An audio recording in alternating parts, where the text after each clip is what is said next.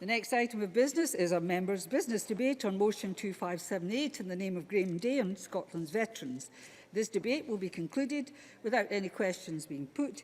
With those members who wish to speak in the debate, please press the request to speak buttons now, and I call on Graham Day to open the debate. 7 minutes or thereabouts, Mr Day. Thank you very much, Presiding Officer. Let me begin by thanking those many MSPs who signed the motion, allowing us the opportunity to debate this subject. More importantly, let me thank and indeed congratulate the Commissioner, Eric Fraser, for the report he has brought forward. It's a thought-provoking, constructive and balanced report aimed, as Eric Fraser says in the foreword, at helping more members of the veterans community in Scotland to secure meaningful and sustainable jobs and providing direction for improving employment and learning opportunities for the veterans community in Scotland. It was heartening to read the Commissioner acknowledging that here in Scotland we are on the path to achieving a situation where the last remaining disadvantages and barriers are removed and opportunities in employment, skills development and academia are maximised for veterans. And let me pay tribute to the role that the Cabinet Secretary Keith Brown, as Veterans Minister, has played in not only championing the cause of veterans but ensuring we've made progress on so many relevant fronts. The subject of supporting our veterans is one which undoubtedly attracts cross-party consensus in this Parliament. But turning that into something tangible requires leadership, and Keith Brown has provided that. Presiding Officer, I should perhaps at the outset declare an interest. I'm the grandson of a major in the Gordon Highlanders, the nephew of a staff sergeant in the Pay Corps and the cousin of a captain in the Royal Engineers. So I have strong family links to the military. However, whilst that perhaps provides insight into the basis of my interest, it was very much fired by a comment made at an event held here during the last Parliament, exploring how we might best support our veterans. During the event, it was suggested that we needed to get away from the situation where service veterans were viewed from an employment perspective as, and I quote, sad, mad or bad. That remark really stuck with me because I cannot imagine any other group within our society where it would be seen it would not be seen rather as offensive and frankly unacceptable for such a sweeping generalisation to exist. And yet it did, and albeit to a lesser extent perhaps still does. And that challenges all of us who have the opportunity to act in this area. Presiding Officer, a few months ago I welcomed into my parliamentary office someone who had served 12 years in the army prior to undertaking a degree in politics. It wasn't a gesture or a nod towards the subject we're debating tonight. They were the best candidate for the job. I've got to say, and I know I'm running the risk of him maybe looking for a pay rise in the back of these comments, I've been hugely impressed. What I've added to my staff is someone who's hard-working, confident, dedicated, proactive and not afraid to offer suggestions on smarter ways of working. He sees a problem, he finds a way of overcoming it.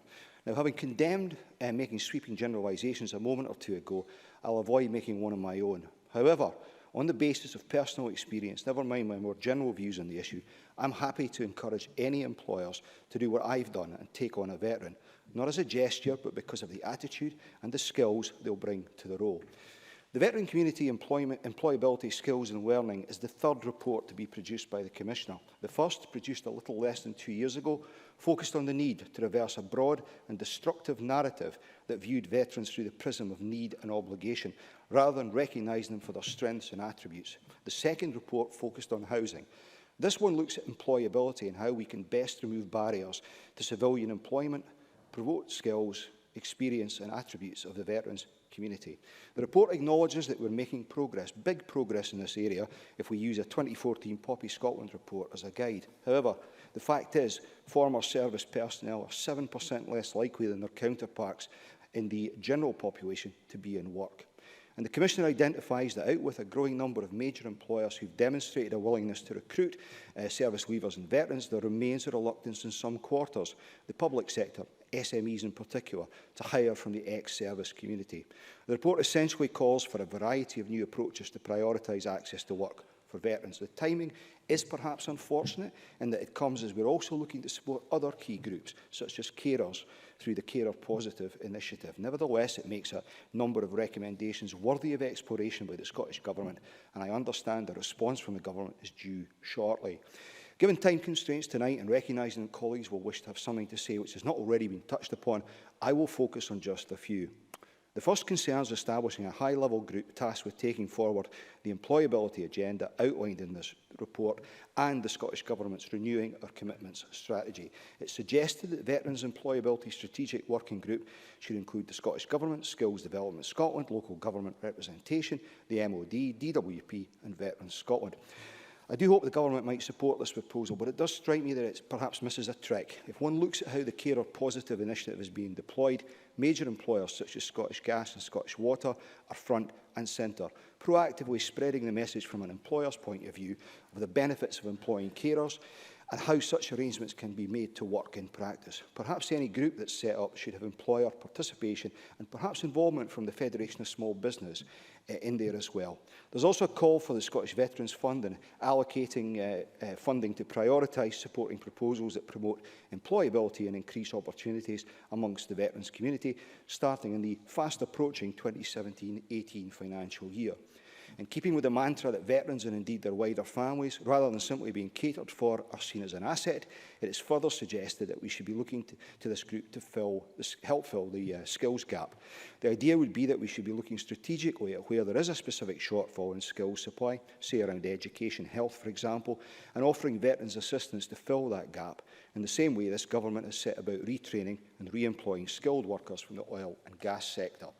The report also looks to how we can further improve access to further and higher education and better recognise qualifications and skills gained during service. But I'll leave it to colleagues to explore those areas in detail. Presiding Officer, in conclusion, can I say that I very much appreciate having the opportunity to bring this important subject to the Chamber, highlight the great work done in Scotland up to now, and explore how we can build upon this to ensure we reach the stage where, as a country, we are fully utilising and appreciating veterans and service leavers for the valuable contribution they can make to Scotland's communities and economy. These past few years have been unsettling for Scotland's service community, with basing and deployment changes, and that seems likely to continue into the future. Tonight provides an opportunity for this Parliament and the Scottish Government to send a message to offer them one certainty, that we value their contribution within the services, and we will seek to demonstrate that in all sorts of tangible ways when they look to return to civilian life. Presiding Officer. Thank you very much, Mr Day. Speeches are 4 minutes. I call George Adams, be followed by Maurice Corrie. Mr Adams, please. Thank you, Presiding Officer. And can I take this opportunity to thank Graham Day for bringing this debate to the Chamber, because positive outcomes for our former members of the Armed Forces are extremely important. And although I don't have a base or anything like that within my constituency in Paisley, there is quite a large kind of ex-forces community within and veterans within Paisley. And normally as an MSP, we tend to have to deal with the cases when they're at their most challenging, the difficult ones when they enter our office and we're last best hope for a positive outcome. And I'll be talking about some of these types of situations and cases. And many of the reasons for this have been mentioned in the report, Veterans Community Employability, Skills and Learning, because the lack of training or recognition of the skills from the armed forces can lead to people struggling when they leave the forces. I can understand this, because if a young man or woman joins the forces in their teens, it effectively changes their life. They work within an environment unlike any other and tend to be looked after by the service. And the culture shock when they come back out to civilian life can be, in some cases, quite extreme. But the people I've been dealing with have been young men and women who have left in their mid to late 20s after doing various stints in Afghanistan and Iraq, and suddenly have to deal with their life into the civilian world, a place where, as the report states, many of their skills are not recognised, or when they are, because of their armed forces working practices, they appear to be out of sorts with other people that they work with in their working life. And that bit that we tend to come to is when there has been, well, all else has failed and they need help. For me, one of the biggest problems is the qualifications that many veterans get in the armed forces are not recognised in civilian life. I know there is work being done to sort this out by the MOD, but surely we can find a solution to this issue. I could give a list of veterans from Paisley who had to resit their driving test as their MOD licence was not recognised when they came out of the armed forces. If they're fit to drive a Land Rover through a war zone, I think they'll manage okay on our high streets. But there is much to be commended in this report, and I think that recommendation 1 the Veterans Employability Strategic Working Group idea is a great idea of chance for us to take something forward, working with the Scottish Government, Skills Development Scotland, the local government and the Ministry of Defence and Career Transition Partnership and the Department of Work and Pensions and Veterans Scotland, giving them an opportunity to work together to try and make that transition a lot easier for many of the young men and women. Because I find that that is the problem. When that security of being in the forces is taken away, then all of a sudden, that sometimes when they don't get a job, when they don't actually move forward, that's when things start to break down and they end up presenting themselves at our doors in our constituency offices. So I've got a very good relationship with the large veteran community within Paisley. They tend to congregate around the Comrades Club, which incidentally, Presiding Officer, I do as well. And it's one of the few members clubs of the Legion Scotland which doesn't have a branch number, it just has a name. And that name is important because they always wanted to be the Comrades Club, because it is a place where veterans and non-veterans in my case can socialise, but more importantly, it's a place they can get advice and support. But this type of organisation is not for everyone. It's not for every veteran, particularly the younger people that I'm talking about who are leaving now. People within the actual local Legion in my area tend to be middle-aged and of my same demographic, and that's not the type of people that they want to talk to. So I think recommendation 1 can go a long way to try and work to make sure that we don't lose these young people when they leave. Also, another thing I can just say in finishing, Presiding Officer, is the fact that some veterans say we don't need to forget about the older ones who have actually been through everything before and we've missed at one point. So I believe that the MOD needs to do a lot more, but we need to work together and, as Mr Day says, work and help our veterans acclimatise to civilian life. Thank you very much, Mr Adam. Paul Morris-Corrie to be followed by Jackie Bailey. Mr Corrie, please. Thank you, Deputy Presiding Officer. Firstly, I'd like to thank Graham Day for bringing this debate to the Chamber, which is a very extremely important debate to have. But I'd also just like to comment on what George Adams just said about the veterans and particularly where the vulnerable points are, and I agree entirely. It is those who've been in 4 years and under, when they come out, they're the most vulnerable part of the veterans community. And then at the other end, we have the older veterans where there's a significant amount of loneliness, and that's something we still haven't been able to crack. And having been a member of the Armed Forces myself, I can understand overall, having seen people both in operational areas around the world and in UK, what the problems are that we're having to deal with. And I'm currently dealing with 2 cases where this is very prevalent. One particularly with a four-year length of service chap who is in a desperate situation.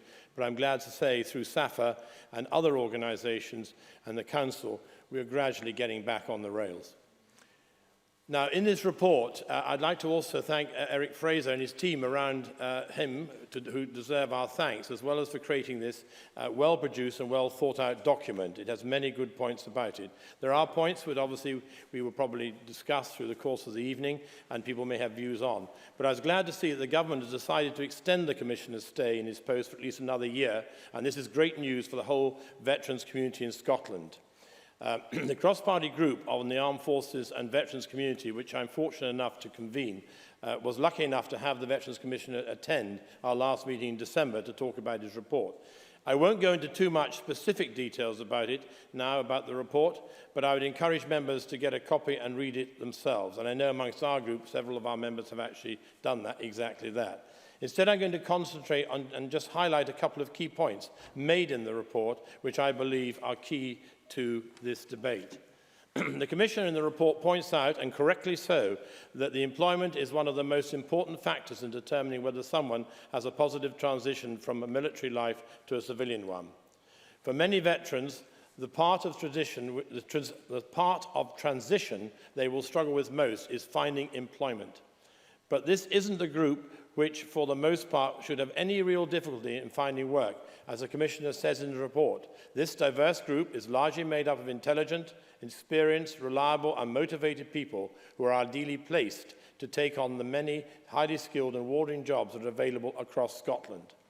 And veterans are an incredibly well-trained group. Many in the armed forces now do some form of highly skilled technical work, the sort of skills that businesses are screaming out for as part of their service, and these individuals would be perfect for filling the skills gap that we know Scotland has, which is why I'm glad to see it features as one of the main recommendations in his report.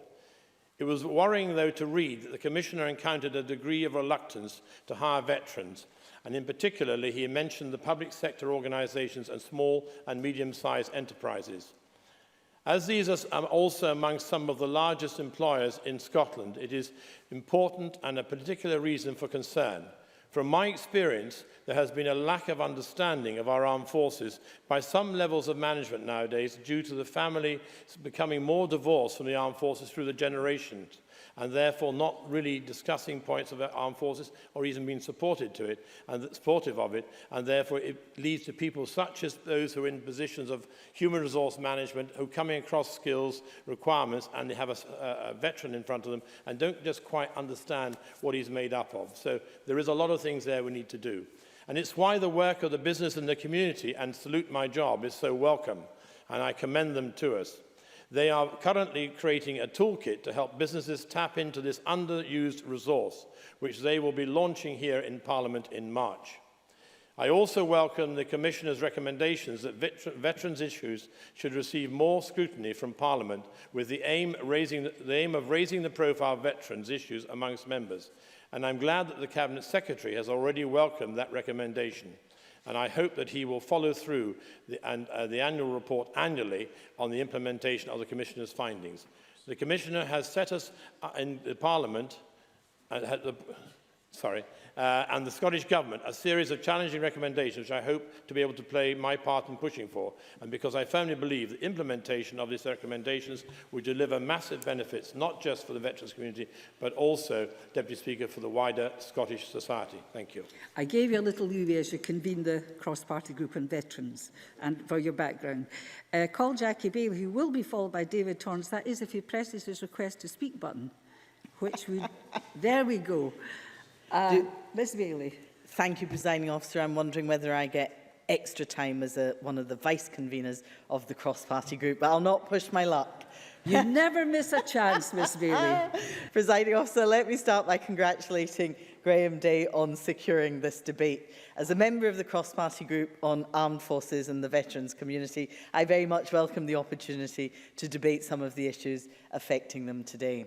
Now, the report from the Veterans Commissioner does make a series of recommendations, some of which have already been touched on, so I will try not to repeat that.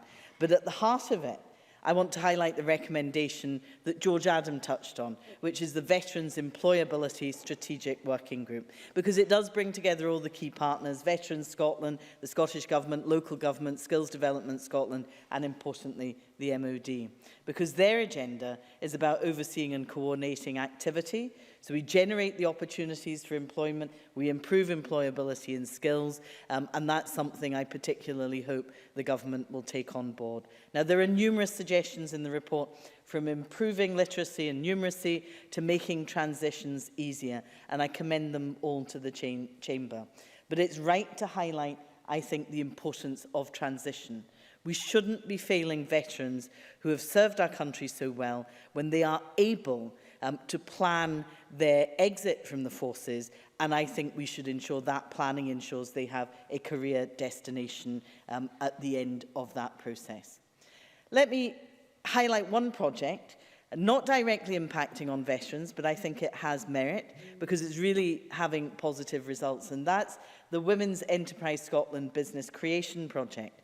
Working with the armed forces, spouses and partners, the project is about inspiring and motivating them to start their own business. Now, with a small sum awarded to them of £20,000 from the Armed Forces Covenant, it was supported by the Royal Bank of Scotland, Business Gateway, Armed Families Federation and Hive, the information network for all members of the service community. But, you know, the results have just been fantastic. I had the pleasure of meeting 2 women out of probably dozens that were on the course that had taken a hobby that they didn't think had much merit. They turned it into a business. Both are now trading successfully, contributing to their local economy, never mind the household income, and they're both growing at a rapid rate. Let's see some of those imaginative projects for veterans and their families. Now, I want to ask Presiding Officer about the process that will follow. The report was published, I think, November, December last year, and whilst clearly the Scottish Government needs some time to consider the detail of the recommendations, I had hoped that we would have seen an early acceptance of the principles. I am ever hopeful that the Minister will say something positive tonight about the timescale for so doing, and in particular, I want to highlight the idea of reporting back to Parliament on an annual basis. Rather than simply laying a report, I wonder if the Minister might encourage the Cabinet Secretary to consider committing to an annual government debate. It could look at the range of issues affecting veterans, health, housing, employment, take a holistic view about what is working well and what needs to improve. And I suspect there will be support across the chamber for such an initiative. Because I believe, Presiding Officer, it's only by having a sustained focus on veterans' issues that we will see the improvements necessary. Now, like many of us this morning, I tuned in to Good Morning Scotland. One of the lead items on the news bulletin was that Scottish veterans face the greatest risk of deprivation in the UK. Combat Stress, the mental health charity for veterans, surveyed some 3,000 people and found that half of Scottish veterans live in the most deprived 3 areas of the country. Now, we've long understood that a lack of employment, low income, is the main cause of poverty. In recognising this, we need to accept that to change these statistics means investing in raising skill levels and improving employability. Getting a job is the best way out of poverty, and we owe it to our ex-servicemen, women and their families to do all we can to ensure that they have access to employment when they leave the service. That is not, I believe, too much to ask, given their courage and selflessness in serving their country. Presiding Officer, let me finish by thanking Graham Day once again for bringing this debate to the Chamber. Thank you, and you did glean a little extra time for your Vice Convener's role. And now David Torrance to be followed by Edward Mountain. Mr Torrance, have you got some position to declare? None at all. I'd like to thank Graham Day for bringing this motion to Parliament today and raising awareness of the significant strength and quality of Scotland's veterans. The veteran-civilian relationship is complex and often challenging. Throughout history, veterans have served their countries, returning with an expectation that their country will ease their transition back into civilian life. This has not always been the case. The UK government spends billions a year on military spending, 2.7% of its GDP, yet only a tiny fraction of it is spent ensuring veterans are employed, and if not, ensuring that they are building the skills or receiving the training to ease their transition back into society. Today, I welcome the publication of a report by Scottish Veterans Commissioner Eric Fraser, studying the crucial issues of veteran employability in Scotland. I hope the Scottish Government and my fellow MSPs embrace the findings and recommendations that the report proposes, as we have an obligation as policymakers to invest in these programmes that will help veterans adapt to social, political and economic life. The area in which this can most powerfully and successfully be demonstrated is in employment, as the report on employability, skills and training clearly exhibits. I'd like to highlight the paradox that veterans are able to provide us with protection, but struggle to secure employment on returning to the civilian world at an acceptable rate. The Ministry of Defence recently published statistics that highlight this problem, showing that former military personnel are less likely to be in work and more likely to be unemployed than their counterparts among the general Scottish population. Although these numbers show a significant improvement compared to studies conducted in 2014, it continues to highlight the gap between veterans and non-veterans. And I'd like to give a special mention to some of our organisations and programmes which help and support veterans back into employment, including Salute My Job, Forth Valley Chamber of Commerce, Veterans Scotland, Skills Development Scotland and the Scottish Veterans Employment and Training Service, to name a few. It is crucial that these partners do not only secure meaningful and sustainable employment for veterans, but also aid personal fulfilment and development. In my own constituency, Veterans First Point in Fife, which was established only last year, consists of veterans, peer support workers, clinicians, therapists that provide information, support, social networking and understanding to promoting well-being. I'd also like to highlight the importance of addressing the challenges that many female veterans face. We need to recognise that women veterans experience military service in different ways from men. Because of this, without intervention, these and other issues can put women veterans at a greater risk of unemployment. We therefore need to address the individualised needs of women through specialised programmes. Moving forward, the Scottish political agenda emphasises education as a tool for ensuring a certain level of veteran employability, as barriers to significant and sustainable employment are intensified by the absence of educational attainment. Veteran higher education is often met with resistance due to monetary challenges, acceptance and stress about competing with younger students. In most cases, opting out of higher education is an economic decision. As a response, the Scottish Veterans Fund has provided crucial financial support in the form of grants. Apprenticeships, mentoring and sponsorships opportunities are not only available, but are actively encouraged to help establish networks, whilst their sense of community allows for the ambitious and generous charitable sector that many veterans rely on. Although the Scottish Government is supportive of veterans, there is still work to be done in regards of shifting stigma surrounding veterans that still exist amongst employers, the media and the public.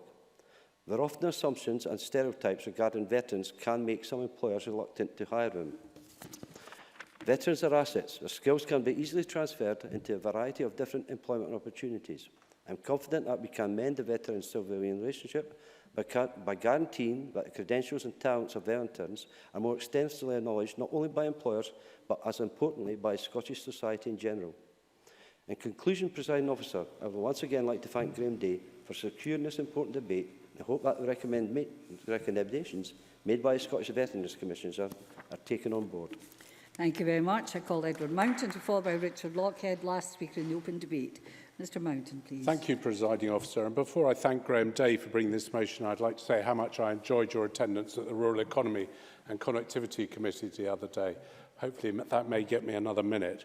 But before I go You've any just further, lost a minute.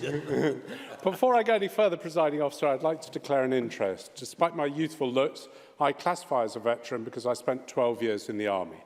And my son, in time, when he's completed his service, will also be a veteran. So the label of veteran is one I wear with pride and gives me the right, I believe, to hold very strong opinions on the subject. Now, before I turn my comments to the report prepared by Eric Fraser, I'd like to look at an important issue facing veterans that does not form part of the report. I'd like to take you back in time to London in 1982, and specifically the 20th of July. My regimental colleagues, who'd served with distinction in the Falklands, had returned to the UK, and life had started to follow a more normal routine. Soldiers from the Mounted Regiment, wearing uniforms of the 19th century, riding on Irish horses, set off from Hyde Park Barracks to change the guard. Little did they know, a man watched their progress. He had one intention, and that was destruction. He and his fellow terrorists had packed 25 pounds of gelignite into the boot of a car on the route the guard took. To add to the blast, he had packed 30 pounds of 6-inch nails around the device. When he detonated, he instantly killed 3 of my fellow soldiers, and there was another that died 3 days later. It also killed 7 horses. These were not the only murders that day. 7 bandsmen playing in concert in Regent's Park were also killed. Danny McNamee, a member of the IRA, was convicted and served his time in jail for the bombing until he was released under the Good Friday Agreement. But he was not alone. John Downey, another IRA member, was charged in 2013, but his trial collapsed when the PSNI had sent him a letter in error assuring him he would never face criminal charges. Now, why do I tell this story? Well, because today, Northern Ireland veterans are still facing investigation, and I believe it's time the UK government stopped these actions, which are often no more than witch hunts and supported by ambulance-chasing lawyers. Our soldiers and sailors are not criminals. They are normal people, people who would defend our country with their lives if necessary. Stopping this persecution would allow them and other veterans to have full and productive lives. Now, I welcome Eric Fraser's report, and I know the most difficult time for service personnel is when they leave. Many are unclear what they have to offer, and also because they have lost the discipline and routine and support that the service provided them with. To that end, recommendation 6 of the report is very important, and I would urge the government to ensure that all opportunities are made known to service leavers as early as possible to allow a seamless and supported transition from service to civilian life. Now, this recommendation also recognises that veterans' partners also bring skills such as teaching and nursing, which are in demand across Scotland. They should not be forgotten. But to make this really work, as has been looked at before, it will be important to ensure housing is available in areas where job vacancies are identified. Now, turning to the section headed Looking to the Future, I'm sure we'll all agree with recommendations 17, 18 and 19. It is important that this Parliament monitors the issues facing veterans and reaches out to ensure Scotland utilises the skills that veterans undoubtedly have. So in summary, I would like to say I commend the report, and I'd also like to reiterate my plea that all of us remember service personnel are team players. They played for your team. They often put their lives on the line. It is right we stand up for them, and it's necessary that we protect them, as they did when asked to do on your behalf. And we should protect them from those that harm them. And I believe we should all support recommendations in this report and work with the UK and Scottish Government to do the very best for our veterans. They deserve no less.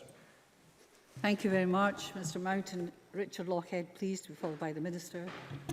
Thank you. Can I start by warmly congratulating Graham Day for bringing this debate forward, and also Eric Fraser on his excellent report. I stand as someone who's been nominated as a vice-convener of the cross-party group as well, and also MSP for Murray, given that I suspect that Murray has more Scottish veterans per head of population than any other part of the country, given the concentrated nature of the bases, both RAF Lossiemouth and the Kinloss Barracks, formerly RAF Kinloss, and of course the size of the area. And everyone who lives in Murray knows Scottish veterans.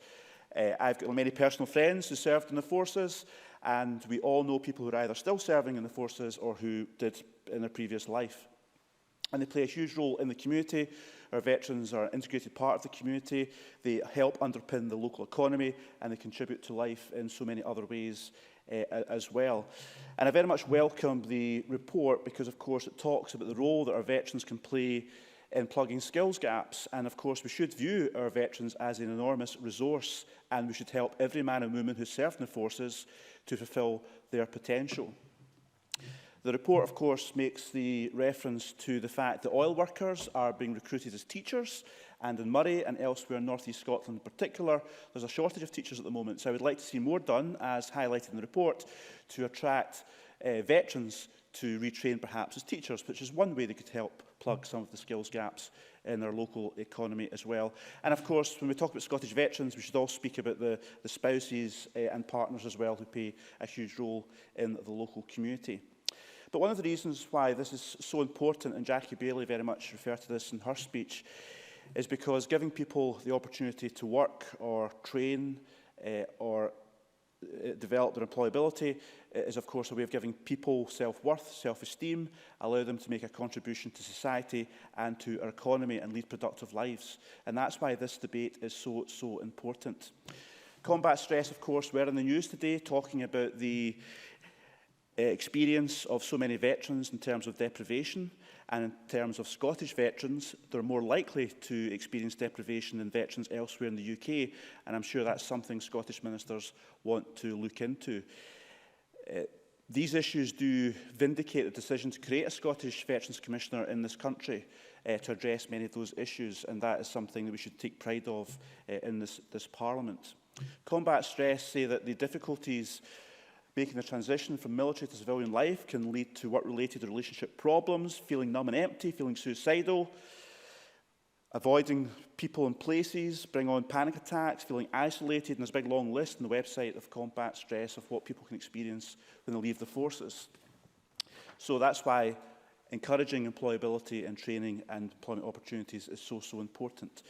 I briefly want to mention one project in my own constituency that's actually starting this month, and that is a veterans mentoring service where SACRO are employing Debbie Weir, who sent me an email listing her new responsibilities, to help create that new service, because the service is going to be for military veterans who are currently in or on the periphery of the criminal justice system.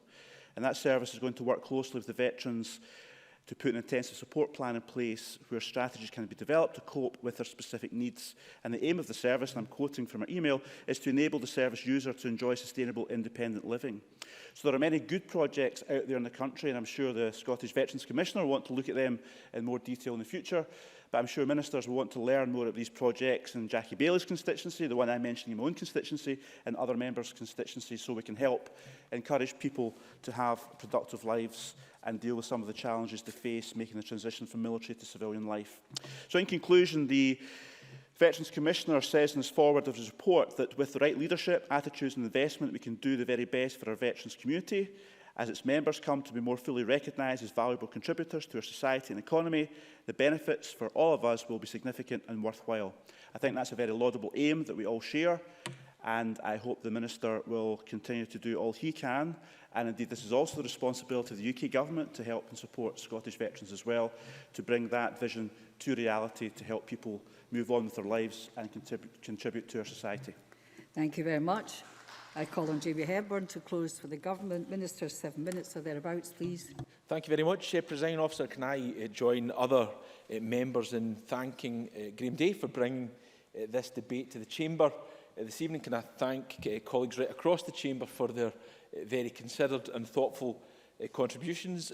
I think there can be virtually very few families in Scotland with the experience of someone who has served in our armed forces. Graham Day, and indeed we have some veterans in the Chamber this evening. Graham Day said at the outset he is the grandson of someone who served in the armed forces as a major. I am myself the grandson of Private Hamish Hepburn, who served in the Seaforth Highlanders in North Africa, Italy and France during the Second World War. George Adam rightly made the point there is a strong veterans community in his constituency. I think that will be true of all of us. In particular, Richard Lochhead made the very important point, and that will be particularly so for certain communities such as his Murray constituency. In February of last year, the Veterans Minister, Keith Brown, published renewing our commitments, highlighting many of the successes we've had to date in terms of supporting our military communities and veterans, setting out future priorities, including the ambition to make Scotland the destination of choice for service leavers.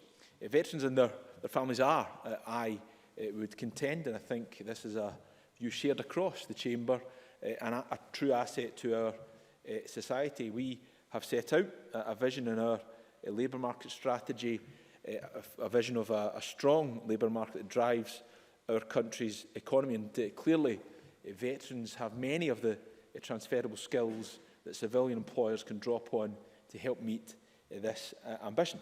In 2014, the Government published the UK's first Veterans Commissioner, Eric Fraser. I'd like to echo the remarks of Graham Day in thanking him for the work he's done in that role. Since his appointment, he's produced 3 very useful, informative reports to help us shape policy thinking. His most recent report on employability, skills and learning highlighted a number of good examples and offer a number of suggestions for how employers can utilise the talents and skills of those who have served in the armed forces. I think we know the need to support those who have served. The outcomes for many are good, but for far too many not so. We know the many benefits of employing veterans. David Torrance rightly said that veterans should be seen as an asset.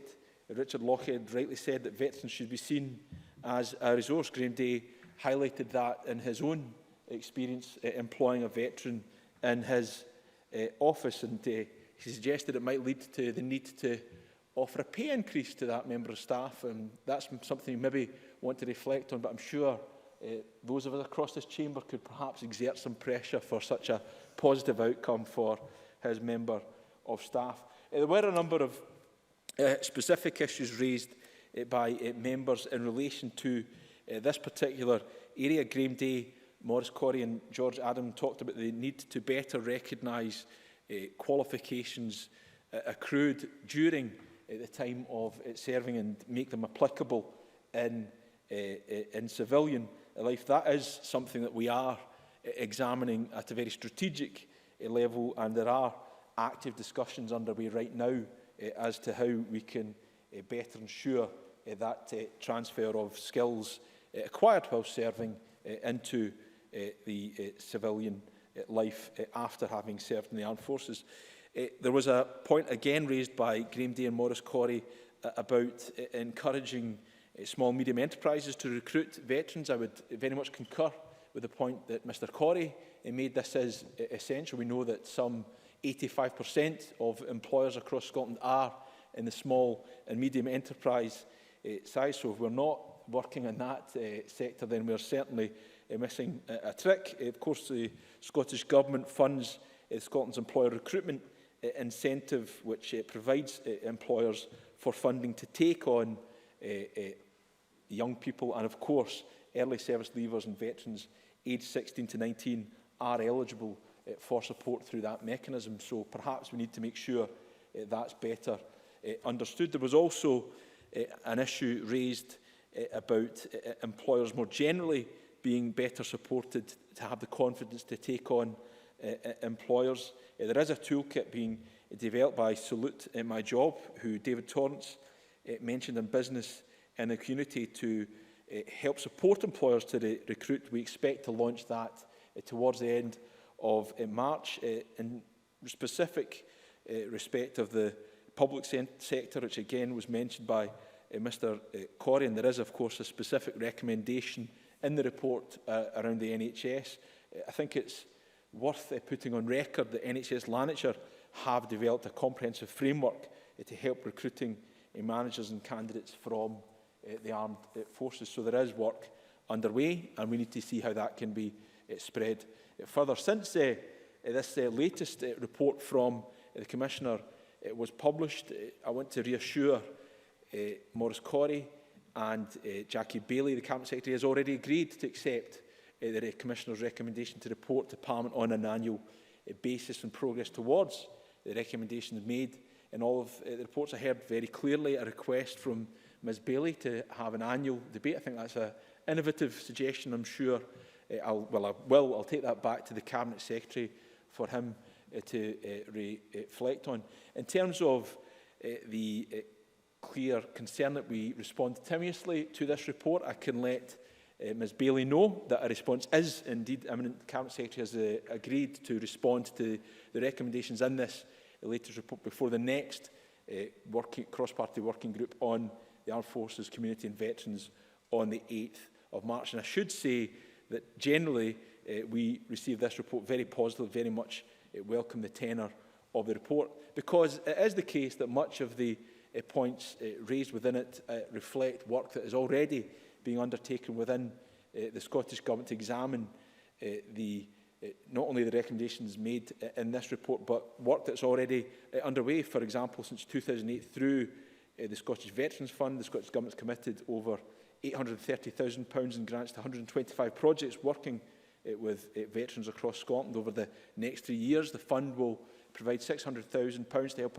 a wide range of projects to support veterans, including employability. The fund includes a 3-year £240,000 contribution from Standard Life, to whom we are very grateful, to support a specific stream on veterans' employability. We're also engaging with employers across Scotland. We're working with business in the Community Scotland Salute.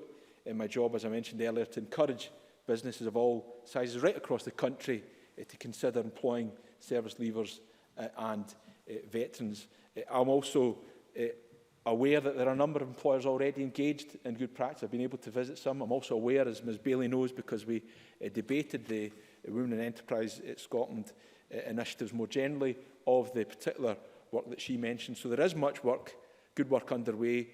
I recognise the importance of this particular report, and I would like to assure all members, Mr Day especially, for given that he brought this debate to the floor of the Chamber, that we are looking at this report very seriously, and of course we will do all we can to make sure that Scotland is indeed the destination of choice for service leavers and their families. Thank you, Minister. That concludes the debate, and I close this meeting of Parliament.